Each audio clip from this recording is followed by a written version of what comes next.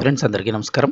Friends, Covid vaccine లక్షలాది మంది, కోట్లాది మంది ప్రజలైతే గనుక, అంటే దేశవ్యాప్తంగా చూస్తే కోట్లాది మంది ప్రజలు కోవిడ్ వ్యాక్సిన్ వేసుకోవడం జరిగింది. ఆ తర్వాత ఎంతోమంది ఆరోపించారు, కోవిడ్ వ్యాక్సిన్ వేసుకున్న తర్వాత మాకు సైడ్ ఎఫెక్ట్స్ చాలా ఎక్కువగా వచ్చాయని.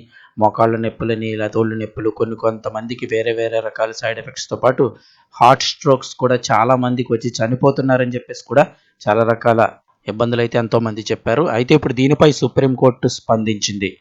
కోవిడ్ వ్యాక్సిన్ వేయించుకున్న తర్వాత వచ్చిన దుష్ప్రభావాలపై, వచ్చిన సైడ్ ఎఫెక్ట్స్, దుష్ప్రభావాలపై అయితే కనుక సుప్రీంకోర్టు స్పందించి పరిహారం దిశగా అయితే కనుక మాట్లాడుతుంది సుప్రీంకోర్టు. విషయం ఏంటని చూస్తే, సుప్రీంకోర్టు కీలక తీర్పు. కోవిడ్ టీకా దుష్ప్రభావాలపై నో ఫాల్ట్ పరిహార విధానం.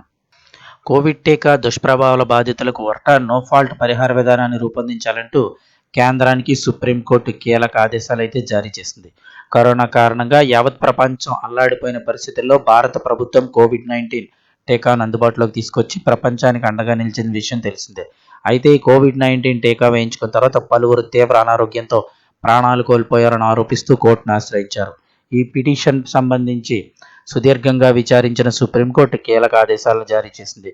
కోవిడ్-19 టీకా కారణంగా తలెత్తినటువంటి తీవ్రమైన అనారోగ్య సమస్యలు, ప్రాణ నష్టం జరిగిన సందర్భాల్లో బాధితులకు అండగా నిలిచేందుకు నో ఫాల్ట్ కాంపెన్సేషన్ విధానాన్ని రూపొందించాలంటూ సుప్రీంకోర్టు మంగళవారం నాడు కేంద్ర ప్రభుత్వాన్ని ఆదేశించింది. జస్టిస్ విక్రమనాథ్ గారు, జస్టిస్ సందీప్ మెహతా గారులతో సభ్యులుగా ఉన్నటువంటి ఈ ధర్మాసనం ఈ మేరకు తీర్పునిచ్చింది. కోవిడ్ టీకా తీసుకున్న తరువాతే 2 మహిళలు మరణించారని, దానికి వ్యాక్సినే కారణమని దాఖలైన పిటిషన్పై విచారణ జరిపిన కోర్టు ఈ నిర్ణయం తీసుకుంది. అయితే టీకా దుష్ప్రభావాలను పర్యవేక్షించడానికి, అలాగే శాస్త్రీయంగా విశ్లేషించడానికి ప్రస్తుతం ఉన్న యంత్రాంగమే కొనసాగుతుందని, దీనికోసం ప్రత్యేకంగా కోర్టు తరపున నిపుణుల కమిటీ అవసరం లేదంటూ ధర్మాసనం స్పష్టం చేసింది.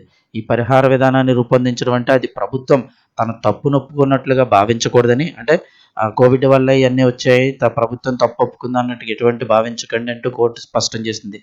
అలాగే బాధితులు చట్టపరంగా అందుబాటులో ఉన్న ఇతర మార్గాల ద్వారా కూడా న్యాయం పొందేందుకు ఈ తీర్పు అడ్డంకి కాదని ధర్మాసనం స్పష్టం చేసింది.